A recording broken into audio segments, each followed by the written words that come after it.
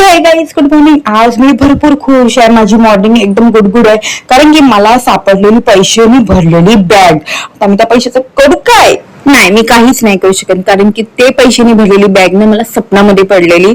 आणि खरं सांगते, ते स्वप्न एवढं सुंदर होतं. आम्ही लहानपणीच आहे, तर तुम्हाला ते स्वप्न सांगत राहिली ना मी, तर खरंच खूप मोठा ब्लॉग होऊन जाईल आणि मला ते सांगता पण येणार नाही. तर समजून जा की माझी लहानपणी आम्ही खेळत होतो गार्डनमध्ये आणि ती बॅग सापडलेली. आणि मम्मी तर कष्ट करायची, घरकाम करायची लोकांच्या घरी जाऊन, आणि ती पैशाची भरलेली बॅग सापडली. तर आमची आर्थिक परिस्थिती सुधारते असं काही स्वप्न पडले. आणि लिटरली सांगायचं, स्वप्न बघितलं असं वाटलं बापरे.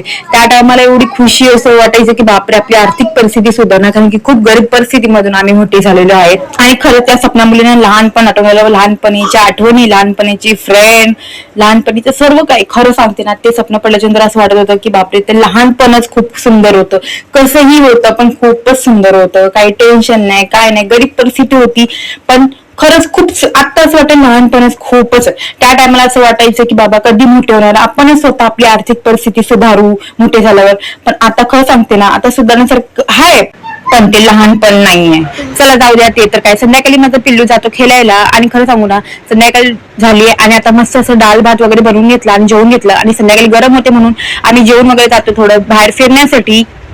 मग आपल्या दोन्ही पोरांना घेऊन मस्त निघून जातो. आणि खरं सांगू ना, चालीमधल्या सर्व बायका जेवण वगैरे बनवून अशाच बाहेर बसतात, 10 वाजेपर्यंत 11 वाजेपर्यंत बसतात. मी नाही त्यांच्यासोबत जास्त वेळ बसत, कारण मी जाते कधी कधी पण थोड्या वेळसाठी, कारण की माझी लहान मुलं आहे, त्यांना जेवण भरवा, दोघांना मला जेवण भरावं लागते. कोण असं नाहीये दोघांपैकी किंवा की आपल्या हाताने खातात, जाऊ द्या. मग पटापट जातो ना, तेव्हा माहिती पडते बुधवारचं मार्केट आहे. मग मार्केटमध्ये आम्ही जातो आणि ना आम्हाला मागणीसाठी चप्पल घ्यायची होती, तिच्या पायातून ना चप्पल निघत राहते, पण तिच्या साईडची काही चप्पल नव्हती. मग असंच मार्केट वगैरे फिरून फायनली आम्ही घरी येतो. घरी आल्यावर चंगू मंगूंच्या मैत्रिणी आल्या असतात, थोडा वेळ खेळतात, मी माझी कामं आवरून घेते.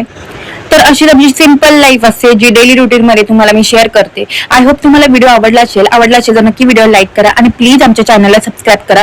भेटूया पुढच्या नवीन ब्लॉग मध्ये, तोपर्यंत बाय.